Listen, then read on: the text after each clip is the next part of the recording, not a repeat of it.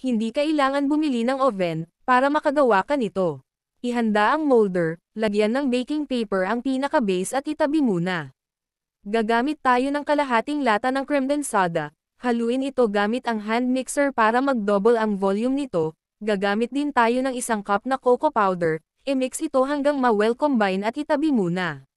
Gagamit din tayo ng isang cup na all-purpose flour, isang itlog, isang kutsaritang baking powder, 2 cuts-arang mantika, 2 cuts-arang asukal at isang kutsaritang vanilla extract. Haluin ito at maglagay ng isang cup na evaporated milk at haluin itong mabuti hanggang makuha mo ang ganitong consistency. Ibuhos ito sa cocoa mixture at haluin ng mabuti hanggang ma-well combined, at ilagay na ito sa molder. 2 molder ang nagawa ko sa recipe na ito.